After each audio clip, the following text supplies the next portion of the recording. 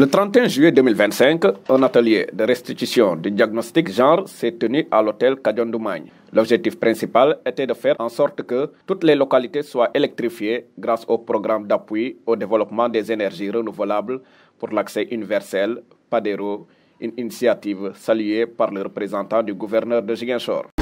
Dans une région où le taux d'électrification est de 77%, donc disons que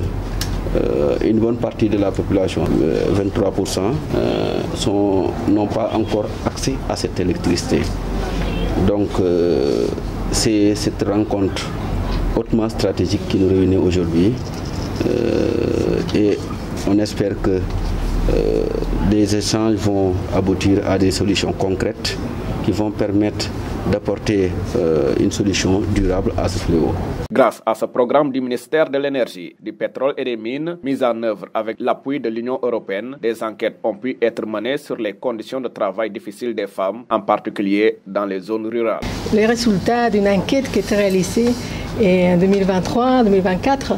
et ces résultats de l'enquête, c'est sur les conditions de vie, comment ça affecte l'accès ou non à l'électricité et à l'énergie en général, au rapport entre les hommes et les femmes, et notamment aux conditions de vie et de l'autonomisation des femmes. C'est pour ça que c'est important de partager, de valider, de faire, de discuter sur ce que nous avons trouvé, parce qu'il y a des autres rapports qu'on attend des participants et participantes de tous niveaux qui sont présents lors de cet atelier, tant au niveau des autorités que des organismes académiques ou surtout des associations de femmes de terrain. Ainsi, des femmes ont été formées au métier du solaire afin non seulement de devenir autonomes, mais aussi de faciliter leur travail au quotidien. Nous avons fait beaucoup d'efforts au niveau du ministère à travers des projets que j'ai cités tout à l'heure, les projets de l'AME, de l'ASER, qui ont accompagné des femmes à gérer les plateformes solaires, à faire l'entretien de ces plateformes solaires-là. On peut citer les mamans solaires, c'est des femmes qui n'ont pas eu à faire l'école, mais parviennent aujourd'hui à entretenir les panneaux solaires pour bien mener leur activité, parce que souvent elles avaient des difficultés à entretenir les panneaux solaires, ce qui causait des pannes et aussi des désagréments par rapport à leur activité génératrice de revenus. Et au niveau du ministère, nous avons réussi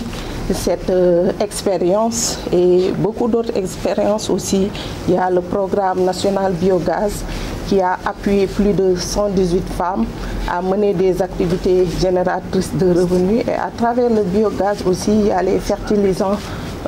pour le sol que les femmes utilisent en retour pour le maraîchage, et ça leur a permis d'avoir des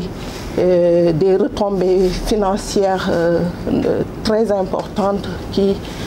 leur aident dans leur survie et aussi leur autonomie financière. Cette initiative, en plaçant les femmes au cœur de la transition énergétique, ouvre la voie à un développement plus équitable et durable dans les zones rurales.